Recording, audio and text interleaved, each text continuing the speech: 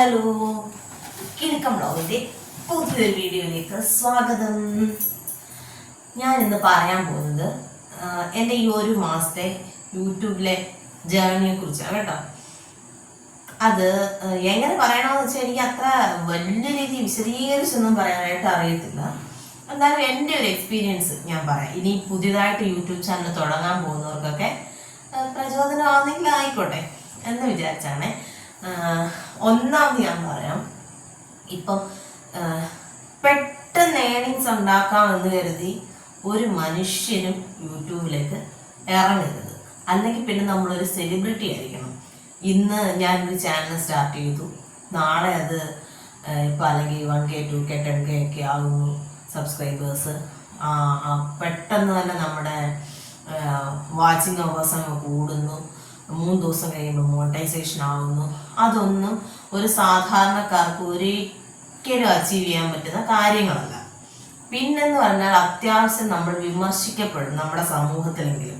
ഇവളെന്താണ് ചെയ്യുന്നത്, അയ്യോ ഇവൾക്ക് ഇത് നാണമില്ലേ, അങ്ങനെയൊക്കെ തോന്നുന്ന ഒരുപാട് പേര് നമ്മുടെ ചുറ്റിനും കാണും.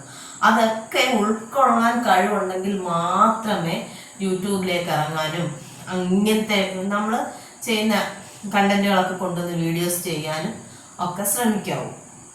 പിന്നെന്ന് പറഞ്ഞാൽ നമ്മൾ നല്ല എഫേർട്ട് എടുത്ത് വേണം വീഡിയോകൾ ചെയ്യാനായിട്ട്. ആദ്യമൊക്കെ ഞാൻ ചെയ്യുമ്പോൾ എനിക്ക് അത്ര കാര്യഗൗരവങ്ങളില്ലാതല്ലേ നമ്മൾ ഓരോന്നിലേക്ക് ഇറങ്ങി പുറപ്പെടുന്നത്. അല്ലാതെ മൊത്തവും പഠിച്ചിട്ടൊന്നും ഒരു കാര്യവും നമുക്ക് ചെയ്യാനായിട്ട് പറ്റത്തില്ല. ആദ്യമൊക്കെ ചെയ്യുന്ന വീഡിയോസിലൊക്കെ എനിക്കൊന്ന് അപാകതകളും പറയുന്നതിൽ കുഴപ്പങ്ങളും ഒക്കെ ഉണ്ടായിരുന്നു. പിന്നീട് എന്ത് കാര്യം ഞാൻ ചെയ്താലും റെഫർ ചെയ്തിട്ടേ ചെയ്യാറുള്ളൂ. നമ്മൾ എന്ത് പറഞ്ഞാലും നമ്മളിപ്പോൾ ഒരു വീഡിയോ എടുത്തു കഴിഞ്ഞിട്ട് അതിനെക്കുറിച്ച് നമ്മളൊന്ന് ഇരുത്തി ചിന്തിക്കണം. അത് നമുക്കറിയാമേ, നമ്മളിപ്പോൾ വോയിസ് ഓവർ കൊടുക്കുന്ന സമയത്ത് എന്തെങ്കിലും നമ്മുടെ വായിൽ നിന്ന് പാകപ്പിഴകൾ വന്നാൽ ഒരാൾ തെറ്റ് ചൂണ്ടിക്കാണിക്കാനുള്ള അവസരം നമ്മൾ കൊടുക്കാതെ വേണം ഓരോന്നും ചെയ്യാനായിട്ട്. പിന്നെന്ന് പറയാനുള്ളത്, ഞാൻ പറഞ്ഞല്ലോ, നമ്മളെ വിമർശിക്കുന്നവര്, അതുകൊണ്ട് നല്ല തൊലിക്കെട്ടി ഉണ്ടായിരിക്കണം നമുക്ക്, അതാണ് മെയിൻ.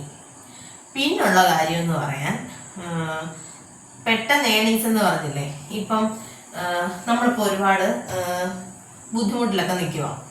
അയ്യോ ഇന്ന് ഞാൻ യൂട്യൂബ് ചാനൽ സ്റ്റാർട്ട് ചെയ്തിട്ട് അതിൽ നിന്ന് ഒരുപാട് സമ്പാദിച്ച് ഈ മലപ്പടിക്കാരൻ്റെ സ്വപ്നം പോലുള്ള കാര്യം കൊണ്ട് യാതൊന്നും നടക്കത്തില്ല. അതുകൊണ്ട് നമുക്ക് സമയവും സാവകാശവും എടുത്ത് നമുക്കൊരു ഈ ലെവലിലെത്താം എന്ന് മനസ്സിനെ ബോധ്യപ്പെടുത്തിയിട്ട് വേണം നമ്മൾ യൂട്യൂബ് ചാനൽ തുടങ്ങാനായിട്ട്. പിന്നെ ഞാനൊരു 2 വർഷം മുമ്പ് ഒരു ചാനൽ സ്റ്റാർട്ട് ചെയ്തായിരുന്നു. ചാനൽ എടുത്തിട്ടതേ ഉള്ളൂ. 1-2 കുക്കിംഗ് വീഡിയോ മാത്രം ഇട്ടിട്ട് അതങ്ങ് ഉപേക്ഷിച്ച മട്ടായിരുന്നു. ഒരു ചാനലുണ്ട് എന്നുള്ള ആ ഒരു ഇത് മാത്രമുള്ളായിരുന്നു. ഈ വെക്കേഷന് അപ്പോൾ കുഞ്ഞുങ്ങൾ ഇച്ചിരി കൂടെ വളർന്നല്ലോ. അന്ന് നമുക്ക് ഇതിൻ്റെ സാങ്കേതിക വശങ്ങളൊന്നും അറിയത്തില്ല. ഒരു വീഡിയോ എടുത്തു കഴിഞ്ഞാൽ അതിങ്ങനെ എഡിറ്റ് ചെയ്യണമെന്നോ പോസ്റ്റ് ചെയ്യാൻ നമുക്കറിയാം. വീഡിയോ ഒന്ന് കാണിക്കുന്നിടത്തോട്ട് ക്ലിക്ക് ചെയ്യുക, നമ്മളെ വീഡിയോ ഇടുക, അതങ്ങ് അപ്ലോഡായി പോകും, അത്രയുമേ അറിയത്തുള്ളായിരുന്നു. ഇപ്പോഴും ആദ്യത്തെ വീഡിയോ ഒക്കെ ചെയ്യുമ്പോൾ ഞാൻ വീഡിയോ എടുത്തത് എഡിറ്റ് ചെയ്ത് അങ്ങ് അപ്ലോഡ് ചെയ്യായിരുന്നു. ഇതിനകത്തിലെ ടൈറ്റിലോ ഡിസ്ക്രിപ്ഷനോ അല്ലെങ്കിൽ ടാഗ് ലൈൻസോ ഒന്നും ഞാൻ ആദ്യത്തെ വീഡിയോസൊന്നും ചെയ്തിട്ടില്ല. അതൊക്കെ പിന്നീട് നമ്മൾ ഓരോ യൂട്യൂബേഴ്സിനെ അവരുടെ വീഡിയോസ് നമ്മൾ കാണുമല്ലോ.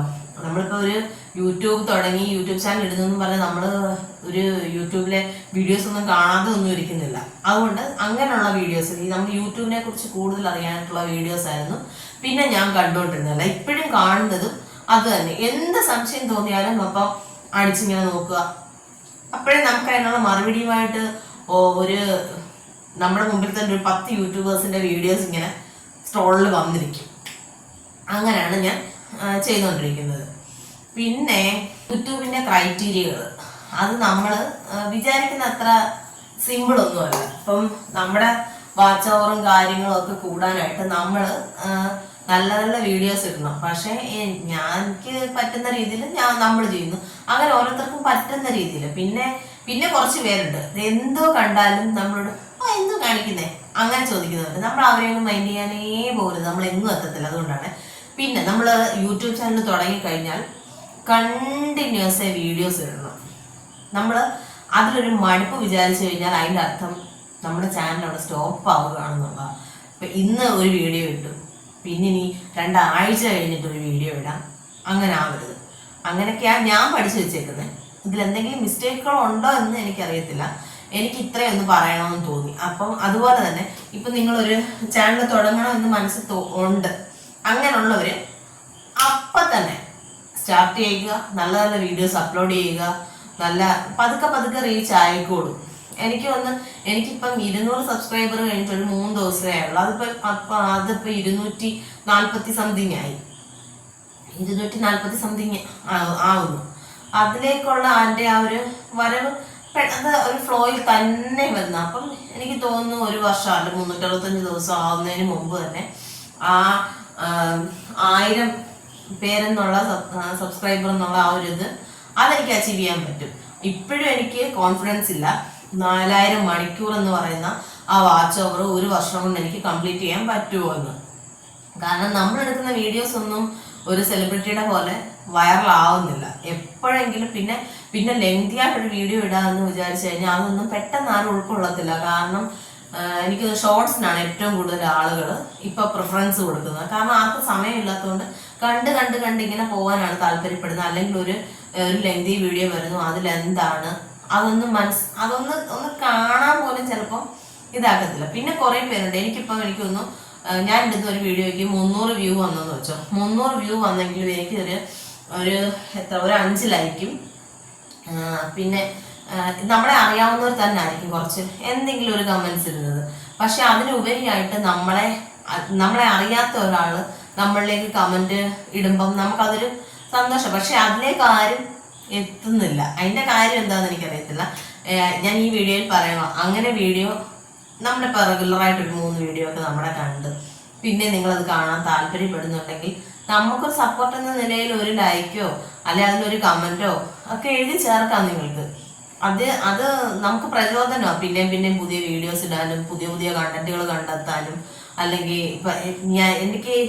എനിക്ക് യൂട്യൂബ് തുടങ്ങിയതൊക്കെ എനിക്ക് ഇഷ്ടമായിട്ട് തോന്നിയൊരു കമന്റ്, ആ ഫ്രൈ പാൻ ഒന്ന് മാറ്റുമോ. എനിക്ക് ആ ഫ്രൈ പാൻ പുതിയ ഒരെണ്ണം വാങ്ങിക്കാൻ പറ്റാഞ്ഞിട്ടല്ല, ശരിക്കും പറഞ്ഞാൽ ഞാൻ ആ ഫ്രൈ പാനിൽ തന്നെ ചെയ്തുകൊണ്ടിരുന്നത്. ഞാൻ കണ്ടിട്ടുള്ള പല വീഡിയോകളിലും ചിലപ്പോൾ ആ ഫ്രൈ പാൻ എൻ്റെ ഫ്രൈ പാനില്ല, വേറൊരു വീഡിയോയിൽ എന്തെങ്കിലും പന്ന പാത്രമാണെങ്കിൽ ഞാൻ കമന്റ് ചെയ്യാറുണ്ട്, ചേച്ചി ആ പാത്രം ഒന്ന് മാറ്റണേ, നല്ല വീഡിയോയാ, നല്ല പാത്രങ്ങൾ കൊണ്ട് ചെയ്യേ, അങ്ങനെയൊക്കെ ഞാൻ കമന്റ് ചെയ്യണം. അങ്ങനെ ഒരു കമന്റ് വരട്ടെ എന്നത് യഥാർത്ഥത്തിൽ ഞാൻ ഇന്ന് വാങ്ങിച്ചു. അത് ഒരുപാട് കൂടിയൊന്നും അല്ലെങ്കിൽ നമ്മുടെ ബഡ്ജറ്റിന് പറ്റുന്ന രീതിയിലുള്ള ഒരെണ്ണം വാങ്ങിച്ചു. കാരണം ഇനി പോകെ പിന്നെയും വാങ്ങിക്കേണ്ടി വരും. അതുപോലെ അങ്ങനെ ഒരു കമന്റ് വന്ന് എനിക്ക് ഏറ്റവും ഇഷ്ടപ്പെട്ട കമന്റ് ഇതുവരെ വന്നതിൽ എനിക്കതാണ്. പിന്നെ നമുക്ക് കമന്റ് വരുന്നത് തന്നെ ഇപ്പം എൻ്റെ അമ്മയായാലോ അല്ലെങ്കിൽ എൻ്റെ നാത്തൂമാരായാലോ അവരൊക്കെ എനിക്ക് കമന്റ് ചെയ്യും. അതൊന്നും നമുക്ക് അത്രയും എന്താ പറയണ്ടേ, ഹൃദയസ്പർശിയാവത്തില്ല. കാരണം അവരകത്ത് ഇടും എന്ന് നമുക്ക് അറിയാം. അപ്പം ഇതൊക്കെയാണ് എൻ്റെ ഈ ഒരു യൂട്യൂബ് ജേർണി എന്ന് ഞാൻ പറഞ്ഞത്. ഈ വീഡിയോ ആർക്കെങ്കിലും ഒരു ഇൻഫോർമേറ്റീവായിട്ട് തോന്നിയിട്ടുണ്ടെങ്കിൽ ലൈക്ക് ചെയ്യാനും ഷെയർ ചെയ്യാനും സബ്സ്ക്രൈബ് ചെയ്യാനും ഒക്കെ മറക്കരുത്. അപ്പോൾ ബൈ.